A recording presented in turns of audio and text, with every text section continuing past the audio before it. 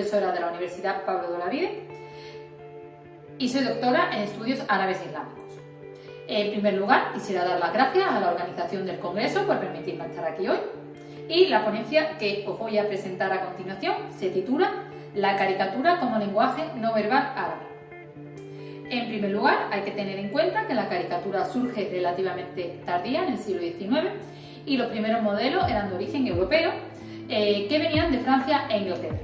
Estos primeros modelos eran copiados prácticamente por los caricaturistas árabes y le añadían sus propios elementos culturales a estos dibujos. Por tanto, podemos hablar de un momento de esquizofrenia cultural, es decir, no podemos hablar de un movimiento de caricaturas hasta la segunda década del siglo XX, es decir, en torno a los años 1950, cuando surge un grupo de caricaturistas conocido como modernistas que se encargan de redefinir este arte. No obstante, la caricatura evoluciona hasta tal punto que se convierte en medio de comunicación alternativo en los años 90, concretamente con el desarrollo de la Guerra del Golfo. Este hecho es así hasta tal punto que en el año 2011, con el desarrollo de la Primavera Árabe, se consolida como medio de comunicación alternativo y también como arte de resistencia.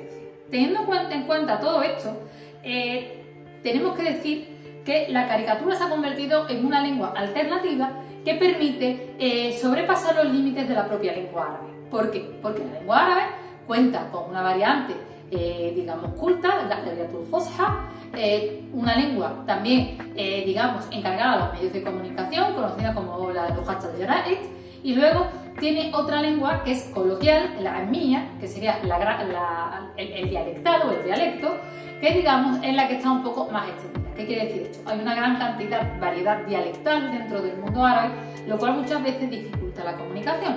En este sentido, la caricatura se convierte en una herramienta idónea para forjar una lengua en imágenes que permita a la gente comunicarse ante determinados contextos.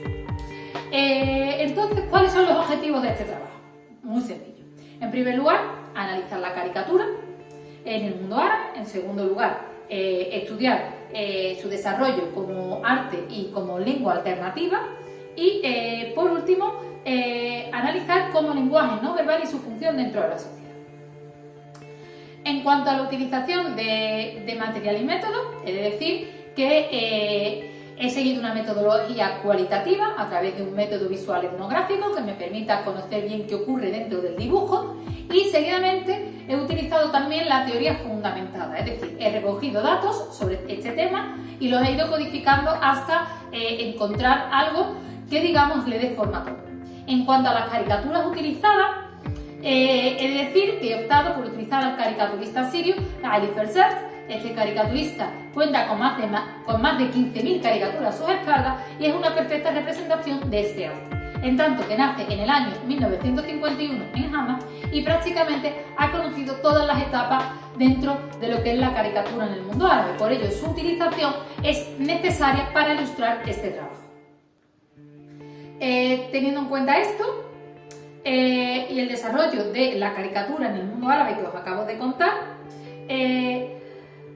hay que decir lo siguiente: la caricatura se convierte en un elemento clave para comunicar diferentes aspectos. Por tanto, la caricatura utiliza una cosa que se llama, que la he llamado sintaxis en imágenes, es decir, utiliza los símbolos, los articula, los maneja y crea un mensaje a través de esos símbolos.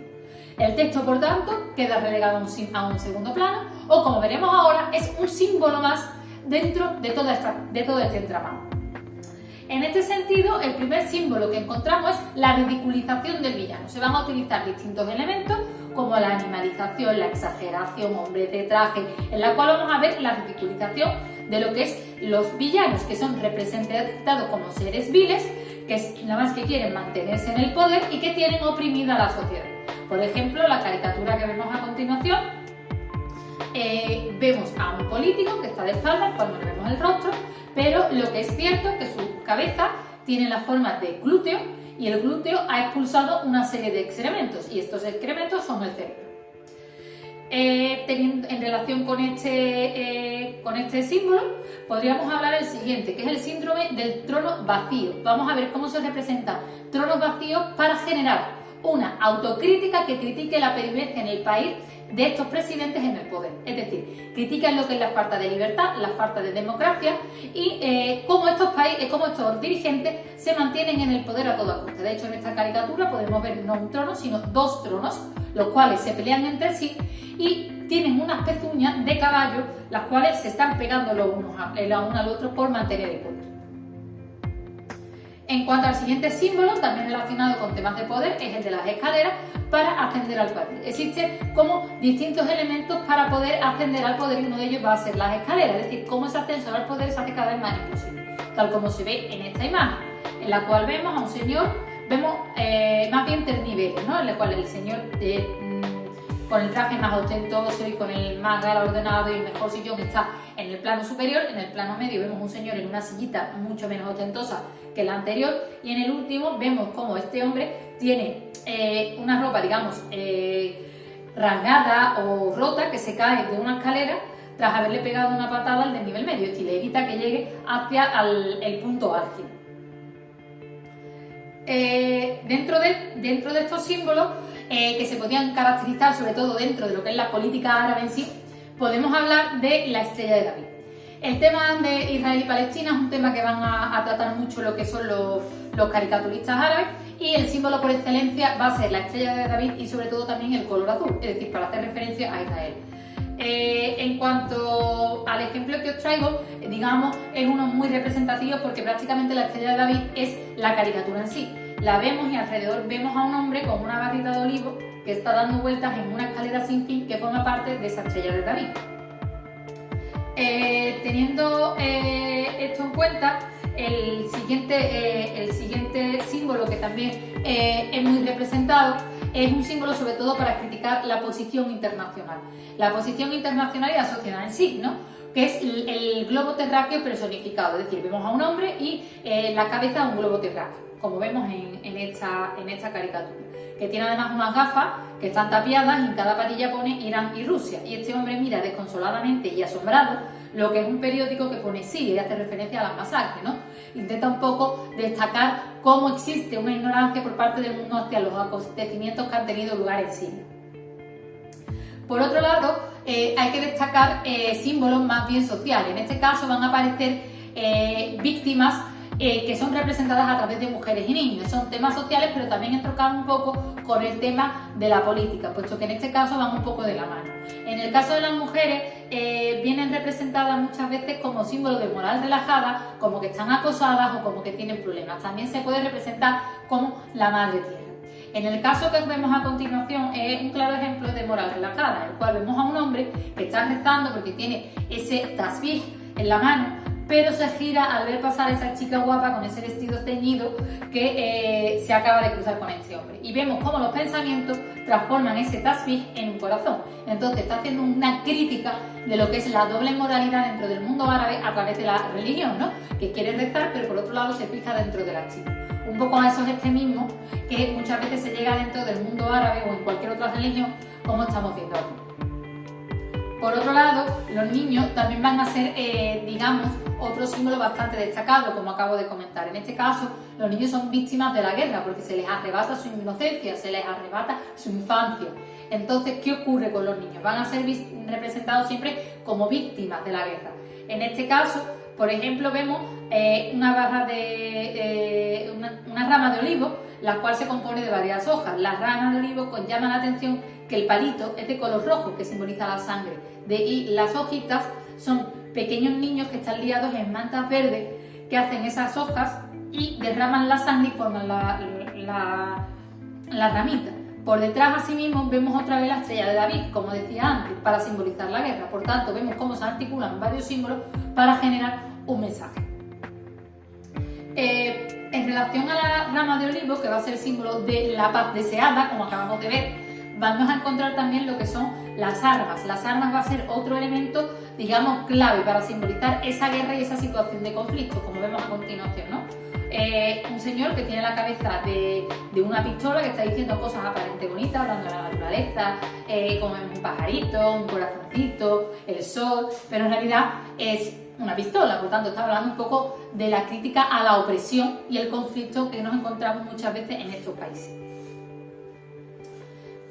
No obstante, como he comentado, otro símbolo importante es el uso de la lengua. La lengua es un elemento, digamos, secundario, por decirlo de algún modo, porque la mejor caricatura es aquella que representa la mejor idea con el menor número de palabras. No obstante, podemos encontrar caricaturas con críticas en el interior de la imagen, podemos encontrar caricaturas con un texto definido, incluso que se una la caricatura con el texto y se separe. Podemos encontrar varias modalidades, pero nunca, digamos, el texto es determinante.